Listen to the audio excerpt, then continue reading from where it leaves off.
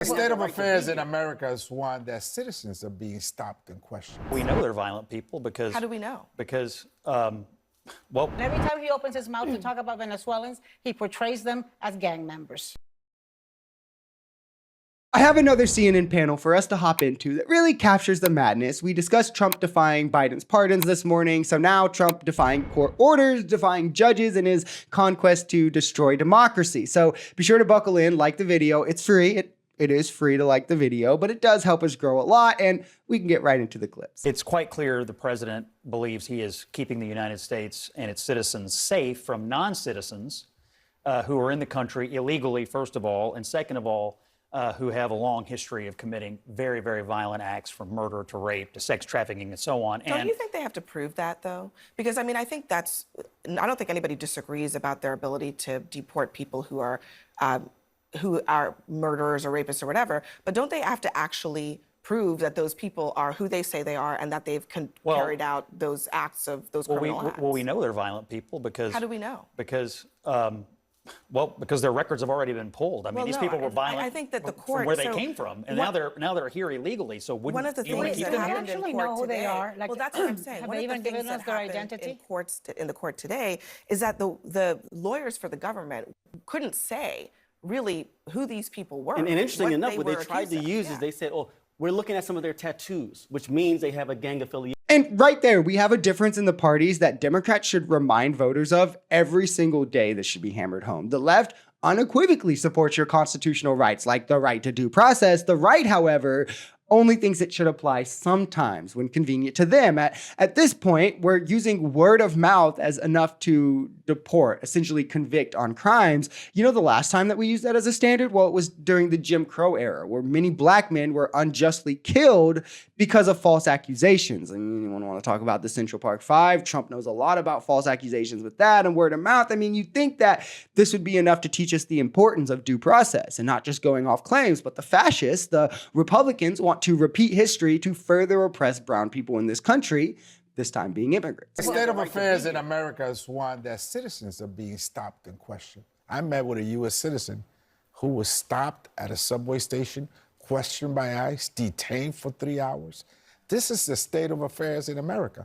So it's not necessarily about who's on that plane who may have a criminal record. We don't know their names, their first names and last name, but it is really about those that are not on the plane that could find themselves one day on a plane. This is the real worry, and let me paint a picture of it for you. Jimmy is 18. He's lived in America his entire life. However, Jimmy's parents were undocumented immigrants from Saudi Arabia when he was born in America.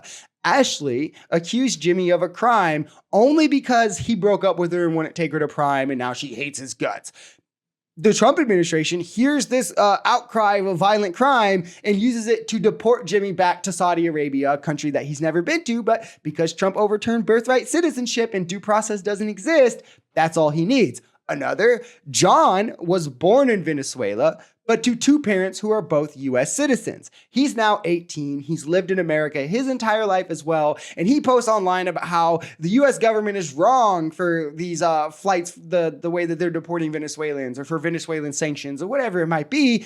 Trump then sees these posts, has ICE go and grab John, and he is now deported under the Alien Enemies Act, as Trump claims he's supporting terrorist organizations since Trump has invoked that. This is the very real future that Trump is setting up. I mean, these are outcomes made real if Trump gets his way. And I want to say this, out of Venezuelans, 0.09 of the Venezuelan immigrants in this country are suspected, not proven, suspected Tren de Aragua. That means that the vast majority who've now had their temporary protective status taken out are good, decent people contributing to this society.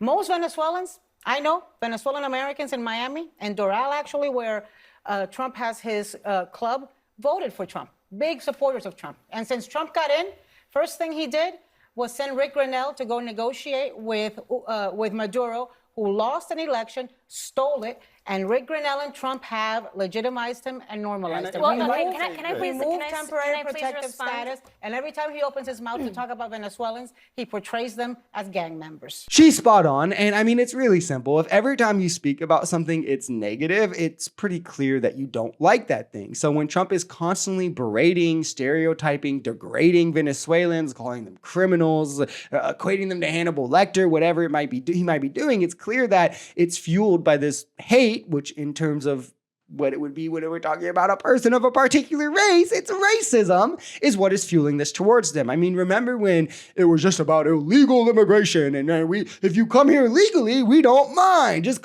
follow the legal avenues. Well, now Trump is wiping away temporary protected status for Venezuelans, which literally is making them illegal.